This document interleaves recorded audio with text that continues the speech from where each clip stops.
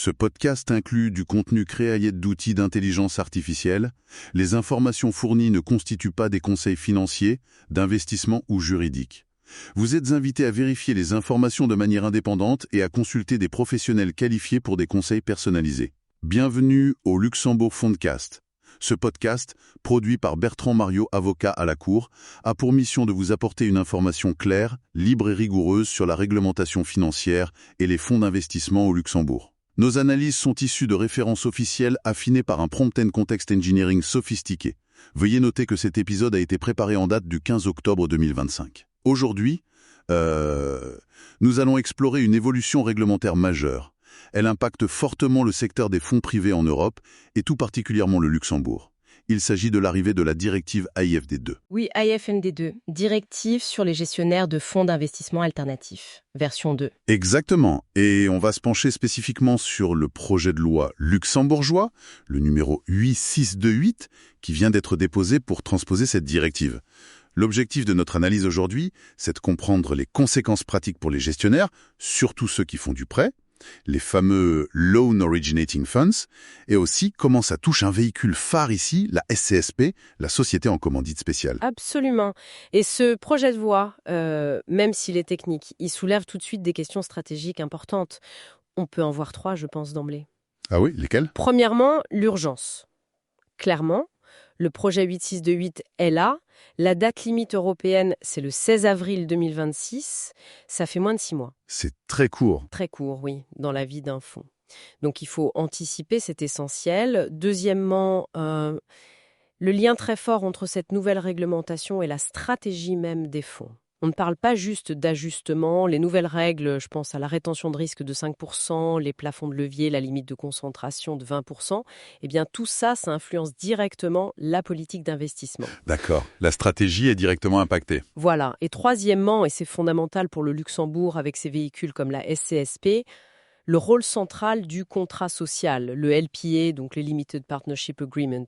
Pour la SCSP, qui est très flexible, très contractuelle, le LPA devient, disons, l'endroit où ces règles doivent être intégrées très soigneusement.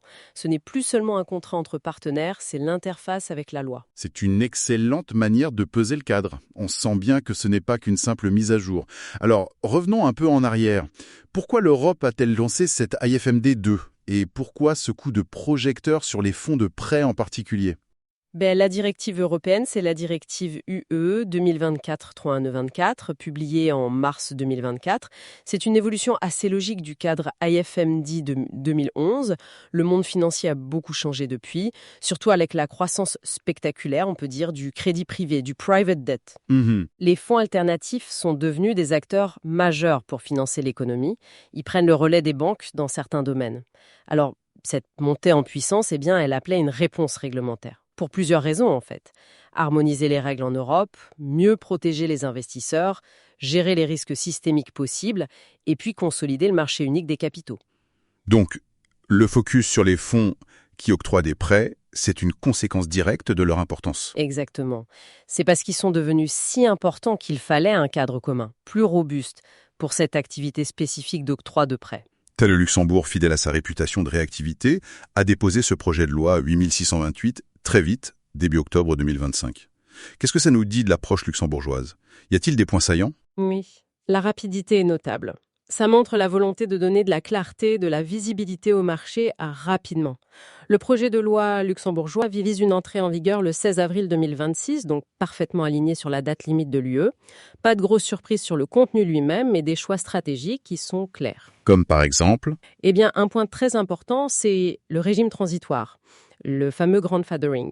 Les fonds qui existaient déjà avant le 15 avril 2024 et qui faisaient déjà du prêt, ils ont un délai. Jusqu'au 16 avril 2029. Ah oui, 5 ans. 5 ans, oui.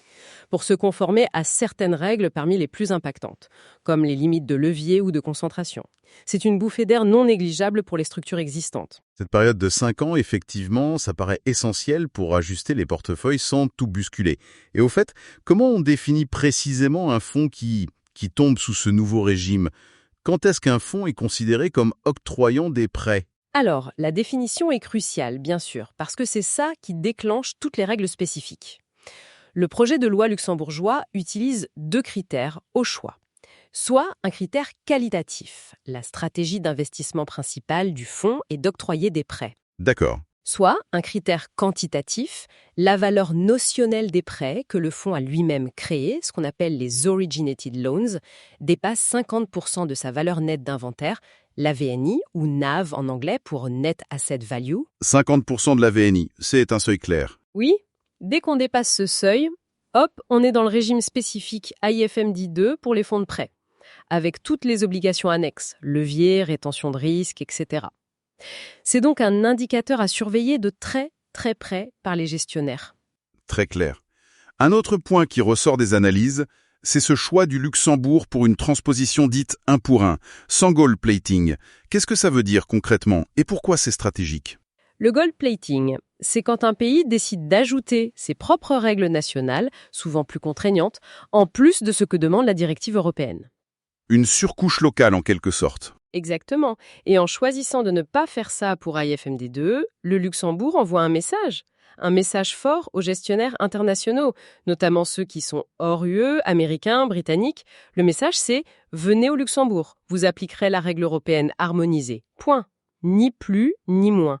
C'est un gage de prévisibilité, de stabilité. Donc l'objectif, c'est la simplicité, éviter la complexité liée aux particularismes locaux. C'est tout à fait ça. Pour un gestionnaire qui travaille dans plusieurs pays, c'est compliqué et coûteux de devoir gérer des règles différentes partout. L'approche luxembourgeoise vise à supprimer cette friction. Elle parie sur l'attractivité d'un cadre qui est solide, oui, mais standardisé, aligné sur le passeport européen. C'est un avantage face à d'autres places qui pourraient tenter d'ajouter leurs propres exigences.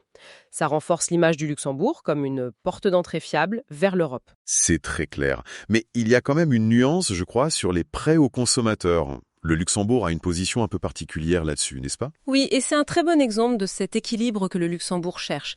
Le projet de loi interdit aux FIA luxembourgeois, les fonds d'investissement alternatifs, d'octroyer des prêts aux particuliers qui résident au Luxembourg.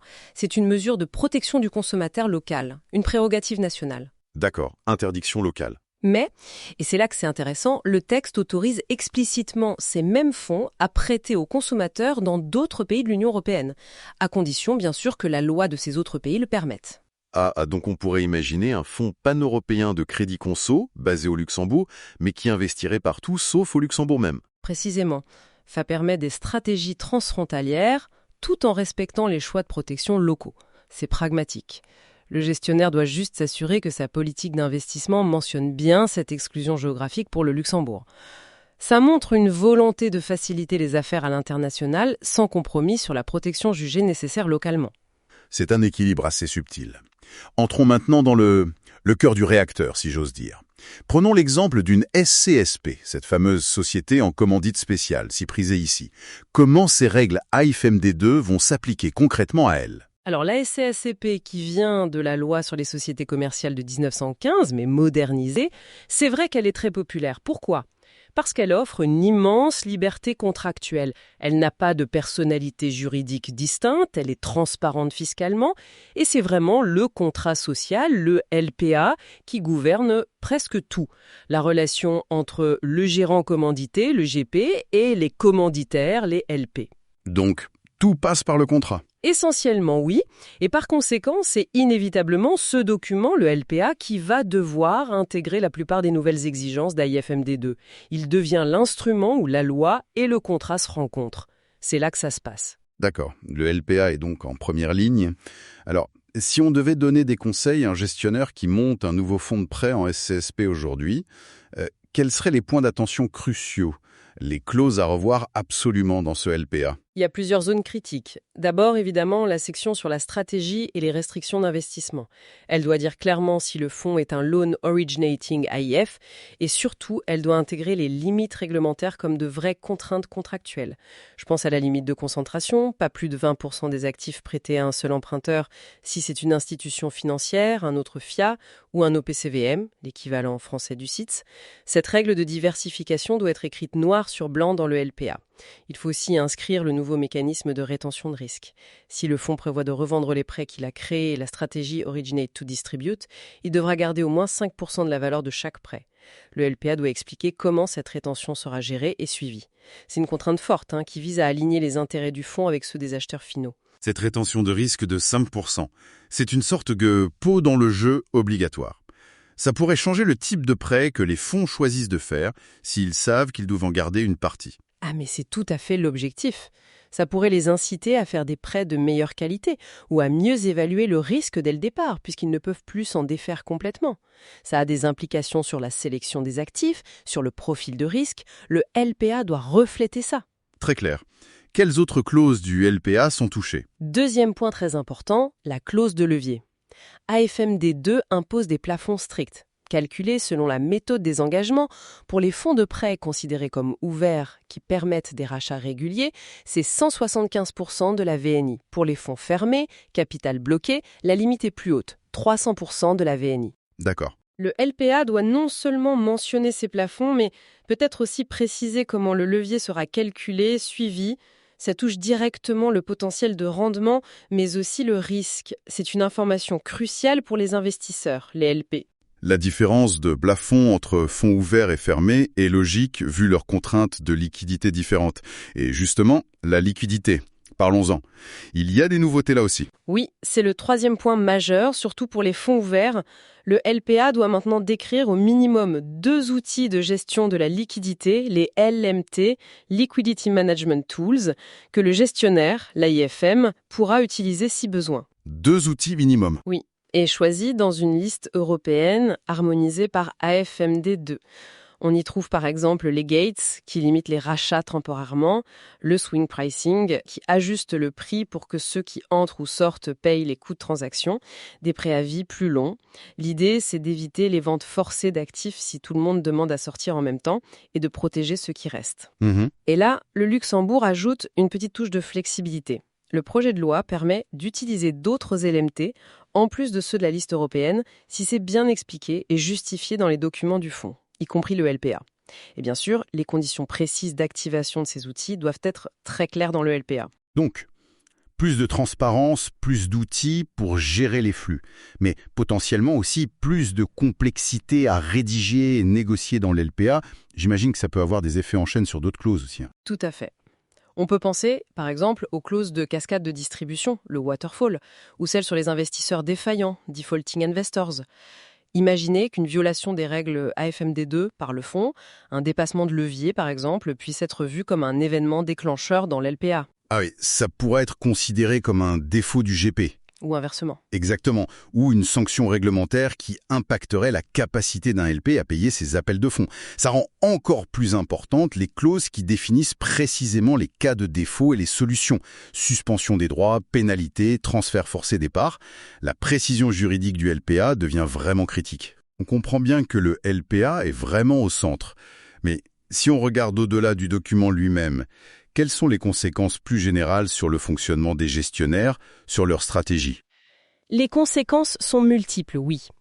D'abord, la relation entre le gestionnaire GP et les investisseurs LPs évolue. Les arguments de vente ne peuvent plus être juste la performance et la liberté totale. Le GP doit maintenant montrer la solidité de son organisation, sa capacité à gérer cette complexité réglementaire, la transparence. Et pour les LPs, ces règles deviennent de nouveaux points de comparaison pour évaluer les GP, pour négocier. Ils ont des standards clairs maintenant. Ensuite, il y a forcément un impact sur les coûts. Mettre en place les politiques, renforcer les systèmes de suivi, le reporting additionnel, les conseils juridiques, tout ça coûte plus cher. Équipé. Bonne question. Ces coûts devront être absorbés, soit par les frais de gestion, management fees, soit refacturés au fond via les autres charges, expense ratio. Dans les deux cas, ça peut impacter le rendement net pour les LP. Ce sera sûrement un point de discussion important entre GP et LPs. Et pour les sociétés de gestion elles-mêmes, les AIFME, y a-t-il de nouvelles obligations directes pour elles? Oui, AIFMD 2 attend plus des AIFME. Ils doivent avoir des politiques écrites et appliquées pour évaluer le risque de crédit, gérer le portefeuille de prêts, valoriser ces prêts qui sont souvent peu liquides. Ça demande une expertise interne solide et des processus bien documentés, auditables. Sur ce point, on parle souvent de substance. Est-ce qu'AIFMD2 renforce ces exigences et comment le Luxembourg se situe par rapport à ça? C'est un point intéressant. AIFMD2 harmonise et renforce les exigences de substance en Europe. Notamment, il faut au moins 2 dirigeants à temps plein basés dans l'UE. Mais pour le Luxembourg, ce n'est pas vraiment une révolution. Ben non. Non, parce que la pratique de la CSSF, le régulateur luxembourgeois, notamment via sa circulaire 1809-198, était déjà très exigeante sur la substance. Présence locale, personnel qualifié, fonctions clés ici. Donc on peut dire que les AFM luxembourgeois qui respectaient déjà les règles locales sont pour beaucoup déjà conformes, voire en avance sur ce point par rapport à FMD2. C'est un avantage par rapport à d'autres juridictions où les règles étaient peut-être moins strictes avant. Ils sont déjà prêts en quelque sorte. Un autre phénomène à noter, c'est une sorte de convergence des modèles opérationnels. Avant, les fonds de private equity ou de crédit privé, souvent CSP, étaient très différents des fonds UCITS ou des FIA plus liquides. Maintenant, avec les LMTs obligatoires, les limites de levier, de diversification, leur fonctionnement se rapproche de celui des fonds plus traditionnels. Et ça impacte tout l'écosystème. Oui, absolument. Les administrateurs centraux, les dépositaires, les auditeurs, les fournisseurs de logiciels, ils doivent tous s'adapter. Ils doivent pouvoir gérer des actifs complexes, illiquides, tout en appliquant des contraintes réglementaires quasi quotidiennes qui étaient plutôt typiques des fonds liquides. C'est un défi pour eux. C'est une vraie transformation. Dans ce contexte, avec plus de contraintes, cette convergence, comment le Luxembourg fait-il pour rester attractif ? Quels sont ses atouts ? Le Luxembourg joue sur une combinaison assez unique, je trouve. Il allie la flexibilité reconnue de ses véhicules, comme la SCSP, où le contrat reste roi pour beaucoup de choses, avec un cadre AFMD2 qui est maintenant harmonisé, solide et prévisible. C'est ce mélange de liberté contractuelle et de sécurité réglementaire qui est attractif. Les gestionnaires ont le passeport européen, un label de qualité reconnu, tout en gardant une marge de manœuvre importante dans la structuration via le LPA. Et il y a autre chose. Le projet de loi luxembourgeois profite d'AFMD2 pour clarifier et même élargir la gamme des services accessoires que les AFMs luxembourgeois peuvent offrir. En plus de la gestion de portefeuille et des risques, ils peuvent proposer d'autres services, y compris à des sociétés de leur propre groupe, administration, marketing, activités liées aux actifs, mais aussi des fonctions support comme l'informatique ou les RH. Ah, intéressant. Ça encourage la création de hubs. Exactement. Ça favorise la création de vrais centres opérationnels intégrés au Luxembourg. Ça permet aux grands groupes de centraliser leurs opérations européennes, de faire des économies d'échelle et de renforcer leur substance ici. C'est une façon d'ancrer encore plus l'activité et la valeur ajoutée au Luxembourg. Cet élargissement des services, c'est effectivement un levier d'attractivité de plus. Alors, pour conclure, quelles sont les prochaines étapes, les points à surveiller dans les mois qui viennent ? Il faut surveiller plusieurs choses. D'abord, bien sûr, le parcours législatif du projet de loi 86-28 au Luxembourg. L'avis du Conseil d'État, les débats, le vote final, avant avril 2026. Ensuite, au niveau européen, il faut attendre les normes techniques de réglementation de l'ESMA, l'autorité européenne des marchés financiers. Ces RTS donneront les détails techniques importants, par exemple sur le reporting ou sur la délégation. Et enfin, même si on a beaucoup parlé des fonds de prêt, AFMDI2 apporte d'autres changements, par exemple plus de reporting sur la délégation pour vérifier que l'AIFM n'est pas juste une boîte aux lettres, ou encore la création du passeport dépositaire. Sur ce point d'ailleurs, le Luxembourg a choisi de ne pas permettre à ses fonds d'utiliser un dépositaire étranger. Ah oui. Oui, il préfère s'appuyer sur son écosystème local de dépositaires. Mais ça ouvre une porte en verse. Les dépositaires luxembourgeois pourraient, eux, servir des fonds basés dans d'autres pays de l'UE. C'est une opportunité de croissance pour eux. Parfait, merci pour cette exploration très détaillée. Si on devait retenir 3 messages clés de notre discussion. Je dirais 1. Le temps presse. Avril 2026, c'est vraiment très proche. Il faut agir maintenant. 2. La réglementation façonne la stratégie. Le risque, le levier, la concentration, ce sont des paramètres centraux maintenant. Et 3. Le LPA est plus stratégique que jamais. C'est là que la loi devient contrat. Ça demande une expertise pointue. Très bien résumé. Et pour terminer, une petite pensée pour ouvrir la réflexion. Ne risque pas, à terme, de standardiser un peu trop le marché du crédit privé au Luxembourg. Est-ce que ça va stimuler l'innovation à l'intérieur de ce cadre, ou est-ce que ça pourrait freiner l'émergence de stratégies vraiment nouvelles en poussant vers des modèles plus sûrs, mais peut-être moins dynamiques ? La flexibilité originelle de la SCCP, son ADN même, comment va-t-elle vivre cette rencontre avec une réglementation plus directive ? C'est une question ouverte, je pense, pour l'avenir. Merci de nous avoir écoutés. Pour soutenir notre travail, abonnez-vous sur Spotify, Apple Podcast ou une note 5 étoiles nous aiderait beaucoup, et sur notre chaîne YouTube Rigoré Média. Vos commentaires et suggestions y sont les bienvenus. Retrouvez le lien vers notre podcast en anglais dans la description. À bientôt sur le Luxembourg Funcast. Ce podcast inclut du contenu créé à l'aide d'outils d'intelligence artificielle. Les informations fournies ne constituent pas des conseils financiers, d'investissement ou juridiques. Vous êtes invité à vérifier les informations de manière indépendante et à consulter les professionnels qualifiés pour des conseils personnalisés.